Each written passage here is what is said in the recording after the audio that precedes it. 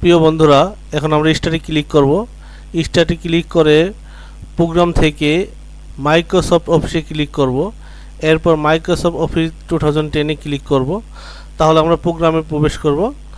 এরপরে আমরা font select করব সুতন্নি এমজি।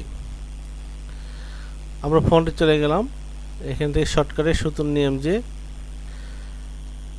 এখন লেখার সাইজ নেব আমরা 18 নিয়ে নিব এবং আমরা বিজয় থেকে আমরা বিজয় ক্লাসিকটা সিলেক্ট করে নেব। আমরা এখানে লিখব তারিখ। তারিখ লেখার পরে আমরা চলে যাব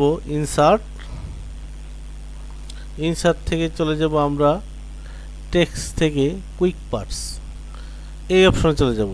এখান থেকে চলে যাব ফিল্ড নামক অপশনে।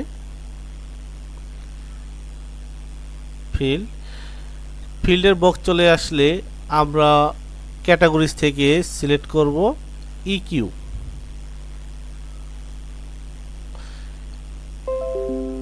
ইকিউতে সিলেক্ট করার পর নিচে একটা অপশন চলে আসছে ফিল কোড।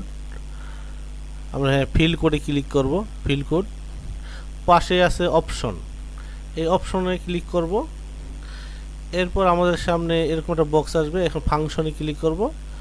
ফাংশন থেকে অ্যাড টু ফিল্ড, এই বক্সটায় ক্লিক করব। এখন আমাদের সামনে একটা ব্র্যাকেট চলে আসছে।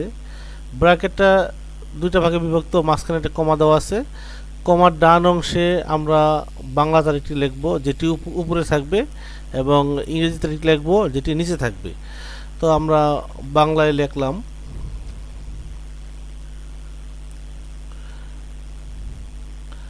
বাংলা তারিখটি লিখে নেই।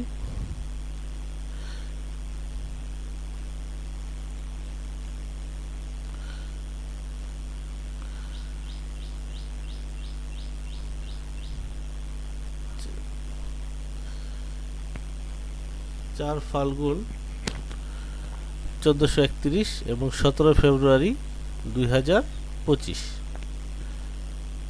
ওকে ক্লিক করব। কমার বাম অংশে থাকবে উপরে, কমার বাম অংশে থাকবে উপরে এবং ডান অংশে থাকবে নিচে। এখন আমরা ওকে ক্লিক করব। ওকে, তাহলে চলে আসলো 4 ফাল্গুন 1431 আর নিচে আসলো 17 ফেব্রুয়ারি 2025।